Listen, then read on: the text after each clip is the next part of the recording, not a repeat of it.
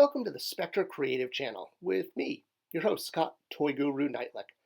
And while I'm known as the toy professional who worked on a lot of DC product, I'm also a collector. And one of the things I love to collect is Marvel Legends. Yes, I absolutely love DC, and it was a true pleasure to work on DC properties, but, well, I'm kind of a Marvel guy at heart. I grew up reading Marvel comics. I didn't get into DC until kind of, post-college. And getting to collect the Hasbro Marvel Legends line, the modern line, has really been a thrill. I've been able to complete a lot of teams, a lot of dream characters, decorate my office, and, well, spend way more money on action figures than a grown man should. But if you're watching this channel, you're probably very much like me. Now, when Hasbro acquired Marvel Legends, they had a few missteps at first, but they reined it in pretty quick, and honestly, the current Marvel Legends line is amazing. But looking back, it all started with Toy Biz. Toy Biz is the one that created it under Jesse Falcon when he came up with the idea of doing a super articulated Spider-Man figure. And wave after wave, they gave us some of the best figures we had, well, gosh, 20 years ago now? My gosh, as time passed.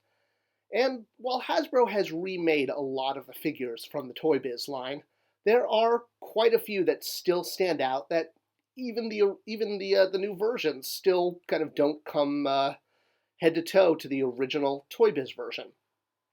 Now, for those of you who may not even remember Toy Biz, if you're new to the toy collecting hobby, Toy Biz was a company that eventually was acquired by Marvel, and back in the 90s and early 2000s, they put out some amazing 6-inch figures. In particular, besides Marvel Legends, their Lord of the Rings line was mind-blowing, and the amount of tooling they had was mind-blowing. It is amazing. And after Marvel Legends was over, they put out a line called Legendary Heroes that was focused on sort of the second string, or I guess independent comic book characters. Not second string, I mean, come on, Super Patriot is awesome! But these were characters not from Marvel and DC. It was from a hodgepodge of different publishers, and they were able to herd them together into one line, and honestly created some of the best 6-inch figures that they ever did. And it's a shame that they were only able to do 2 lines. I mean, that Pit figure, that Pit Build-A-Figure from Wave 1 is probably one of the greatest action figures ever made, period. But unfortunately, Legendary Heroes kind of, crashed and burned because non-Marvel and non-DC figures are a little hard to sell at mass retail. This was a Walmart exclusive line when it launched, and while it might have done better in comic book stores don't have the capability to support a huge line like that. And because toy companies work 2 years ahead, sometimes even 3 years ahead, we've been fortunate enough through some great fan sites like Whoosh, as well as Action Figure Insider, who have both done articles on what could have been and sort of the long-lost Marvel Legends figures. A toy professional making and marketing action figures, as well as a lifelong collector myself, I've been fortunate enough to get to know the webmasters of both of these great toy sites, and they've both given me permission to use images from the articles they wrote about what sort of would have happened with Marvel Legends had it continued. Links to both of them are in the description, and I definitely want to thank Whoosh and Action Figure Insider for letting me use these images. So let's take a look. Alright, so first up are some alternate items, or items that kind of got cut from the line. You may remember the very first Legends items from Toy Biz had great bases. This is the base that would have come with Hulk had it not been cut. Also, when the Fantastic Four were started with Mr. Fantastic, he had a very different head, and due to a lot of fan reaction, the face was changed. This was the original. There were also a lot of repaints planned for the line that never happened, including this Juggernaut that was going to be a Walmart exclusive, but again, unfortunately, just never made it to market. Another one of the lines that was shown but not shipped were all of the losers, if you will, of the Toy Fair Magazine Fan Choice Poll. These characters were shown in full prototype form, but only Sunfire in his Age of Apocalypse outfit, which won the poll, was made and shipped to stores. All of the other candidates, while we saw not just drawings like they do a lot of times today for fan choice polls, but full prototype sculpted figures. And it's a shame that we never got to see those made as figures, only images in the magazine. There were also a couple waves that were planned out a little different at first. The Mojo wave originally wasn't just going to come with Build-A-Figure pieces, but each figure in the lineup was also going to come with one of the X-Babies. These were from one of the original Mojo X-Men storylines, where he is producing a TV show in Mojo World with baby versions of the X-Men, and there's some Avengers in there too. Also, the Bring on the Bad Guys wave was going to have a slightly articulated thug figure included with each character instead of a Build-A-Figure. This would have included things like Hellfire Guards, AIM Troopers, and Hand Ninjas. And it's kind of ironic that after all of these years, Hasbro actually is now doing these, although they're doing them as fully articulated figures. The AIM figure pictured here, the AIM Trooper, was only going to have a few points of articulation in the arms, legs, and head. It wasn't going to be fully articulated. The same with the Hand Ninja you can see here. They were going to be done as army builder figures in lieu of a Build-A-Figure piece. But cool tooling cost and expenses of what they were, this never happened. But we're all very thankful that Hasbro, continuing Marvel Legends, actually has done these army builder figures, but now we can get them fully articulated. A lot of these figures are available on HasbroPulse.com or Hasbro.com in their store, and it's a great way to army build, and I'm so glad, again, Hasbro's continued to keep this ball rolling. In fact, we have a Hand Ninja coming in a Spider-Man wave next year, and they're brilliant for putting Stiltman's legs in that package. Another figure that got a change from the Toy Biz days was Professor X, who shipped with the infamous Galactus wave. Professor X had to be in the X-Men movie wheelchair, because they had the tool for it and it was already done. The original idea, though, was to have Professor X come with his yellow hover chair from the 1990s look. Unfortunately, tooling costs, package size, and including a giant piece of Galactus just proved to be a little bit too much. And this figure was scrapped, and instead Professor X was put into a repaint of the movie chair already tooled. Hasbro did eventually make the floating chair, and it was released as a deluxe figure, properly as it should be, because, yeah, there's just no way to do Professor X in his hover chair and make it a basic figure. And I'm just so glad we finally got it. Before we leave the Whoosh coverage, also have to be a big shout out to Four-Brush Man, who is also planned with a Thor as Frog from the infamous storyline. All right, so like I mentioned earlier, toy lines are planned out 2 years in advance. So even as Toy Biz ended, they had plans for what they were going to do next. And one of these lines, as noted in Action Figure Insider's Behind the Plastic panel from 2008, was a 12-inch line using soft goods that was going to have a more realistic look. This would have included figures like Wolverine and Captain America. These were the only two that were fully sculpted and shown, although they did have a bit of a mock-up of Iron Man as well. This would have been a line extension, but unfortunately never happened because, well, Toy Biz crashed and burned itself, and the license was shipped off to Hasbro. Another line they looked at was transforming figures. So in this case, action figures like Spider-Man would have transformed into a giant mech spider, or Wolverine into the X-Men's jet, although kind of a Wolverine version of the Blackbird, I guess you could say, with the claws coming out the jets. Captain America would have turned into an attack helicopter and would have been complete with shield launching gun clipped onto his arm. You can see the mock-up of this mech version of Captain America, which would have come with a mini Captain America figure as if he was driving the mech. Now, for a line that pretty much invented the Build-A-Figure and had some of the biggest and best Build-A-Figures ever made, they were always trying to outdo themselves.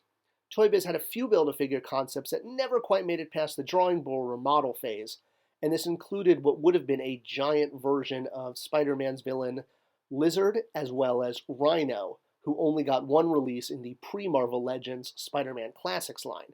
This would have been a more modern take on Rhino. And of course, this ginormous Absorbing Man. You can see the little person and carver scale. This guy would have been the biggest Build-A-Figure ever. He would have been literally building size.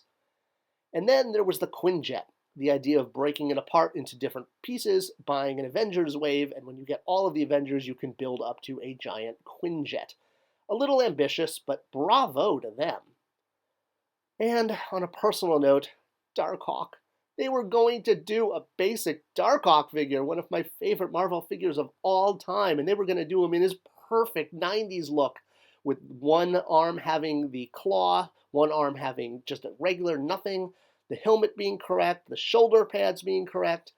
Now, Hasbro did do Darkhawk years later, but I've, I guess, complained about this figure previously in different videos that not only is it not 1990s Darkhawk, but it's also not quite modern Darkhawk either. It's sort of a hodgepodge between the two. And the fact that Toy Biz was going to do a perfect 1992 Darkhawk, kills me. I wish I could have had this figure so bad. Maybe Hasbro will still make it. Maybe with all the new Warriors figures they're making now. After Marvel was done, Toy Biz, as I can't talk today, earlier, was the Legendary Heroes line for non-Marvel and non-DC independent heroes. And one of the figures they looked at was Grendel, who not only was fully designed by Toy Biz to be in Wave 3 of the Legendary Heroes line, had it continued, but they actually got around to sculpting a prototype. Quite a few prototypes from Wave 3 have surfaced. And they also had a variant in mind where he would have worn a cloak over his regular outfit and come with an alternate weapon. And while we've seen images of the figure popping up online at different conventions, again, Action Figure Insider was nice enough to put this all together in a great presentation at Comic-Con in 2008, which, again, thank you to them for letting me use these images on this video because I like bringing kind of everything together in one place. Another figure that was going to get an extension in the Legendary Heroes line was Conan. We had one Conan figure that came in a 2-pack as they expanded beyond just single releases with Build-A-Figure parts. The plan for Conan was to sort of continue him almost into, not necessarily a figure per wave, but he was going to have a much more prominent part in the line. And the second one was going to be Conan in his wolf armor. They weren't just going to do a standard version, but as with all of the waves, there would be chase figures. So in this case, the wolf armor would get a kind of tattooed camouflage look on his skin as a chase. Madman, who was in Wave 2, was scheduled to get a second chase version in his yellow outfit that was basically all yellow except for just the shoulders. They did do a chase version with yellow arms, never the full body yellow, and I'm going to imagine that if the line had continued, they would have gotten to this all yellow version simply because they had the tooling already. And when you've got the tooling, it's kind of like, well, yeah, you might as well continue it because maximize the tooling. It's kind of rule number one of running a toy company. Another independent comic book character scheduled for release in Wave 3 was Nexus, a big figure in the 90s, and that was definitely the look of the Legendary Heroes line was looking at the 90s because most of the people buying the figures were fans of 90s comic books. Nexus would have had his regular release, which, again, showed up as an articulated prototype at a couple conventions and was featured in the AFI San Diego Comic-Con 2008 panel behind the plastic. Have I plugged it enough? I'm really trying to plug you guys because you're awesome. And, of course, Nexus was going to have a variant with his mask removed and tucked behind his head there with his unmasked head on. That would have been the chase variant of the figure. And, of course, one of the pièces de résistance of the the Legendary Heroes line was going to be the Rocketeer. Now, the Rocketeer is one of those figures that everyone wanted in 6-inch to go with their other 6-inch figures for years. And he was kind of a diamond in the rough or a holy grail for collectors to get, a never-made figure. Well, fast forward to now, we're at the tail end of 2020, and there have actually been multiple Rocketeer figures from a couple different companies, all in and around the 6-inch scale. I think this Diamond Direct one might be closer to 7 inches, but we've had figures both from Funko as well as from Diamond in the 6-inch scale. This one's the mass retail version. And for a figure that could never get done, it's amazing that we now have multiple options at 6-inch scale. At the time, this 6-inch Rocketeer figure planned for the Legendary Heroes line would have been mind-blowing because everyone wanted Rocketeer. He was top of the wish list of a figure that had never been made before. And of course, it wouldn't be a Spectra Creative video if I didn't go out with a Savage Dragon figure. I haven't been shy about how much I enjoy this comic book by Eric Larson, still going strong at 255 issues, people. So Wave 1 had Dragon and Super Patriot, Wave 2 had Star, Wave 3 would have had an amazing, really big Vanguard figure with Wally, his sidekick. Loose figures of the fully articulated prototype have been shown actually in quite a few places, even in Savage Dragon's letter column. This would have been an amazing figure with those articulated fingers. I mean, Toy Biz was on a new high with this kind of stuff, and it's a shame that they didn't get to continue because they were really, really peaking with this stuff. Well, I definitely hope you enjoyed this look behind the scenes. I want to thank once again Whoosh.com and Action Figure Insider for allowing me to partner with them and share images that they originally reported on. And it's been a really cool what if. I mean, what if Toy Biz had continued? What if Legendary Heroes had continued? I know that Hasbro has taken over Marvel Legends, and obviously I'm a big fan of it. In no way am I against this move because the Marvel Legends line, the current Marvel Legends line, is pumping out some of the best action figures I think we've ever seen. We're getting comic book characters, we're getting movie figures, and we're getting figures that have been fan demanded for years and have topped lists of most wanted that are finally getting the plastic treatment. And of course, I'm talking about Miss Lion here. Okay, I'm also talking about Firestar. But come on, packing Firestar with Miss Lion, that is like brilliant. Thank you, Hasbro. You guys are doing an awesome job. I already ordered 2 of these. I can't wait till they come in a few weeks or months. And please, please make the Spot Spider-Man's villain. I know you guys have the sculpt done. I really, really want the Spot. He's always been one of my favorites. Come on, make it happen, Hasbro. All right, I hope you guys have been enjoying this look behind the scenes at Marvel Legends. If you want to see more videos like this, let me know. Because as a collector and a toy maker, I've been fortunate enough to know a lot of people in the industry to be able to put these kind of things together. All right, and please, again, subscribe, give it a like, give it a comment. These things tell YouTube to share this video with other people, and that's the whole idea, is to share toy love. Thank you for watching, and I'll see you guys in the next video.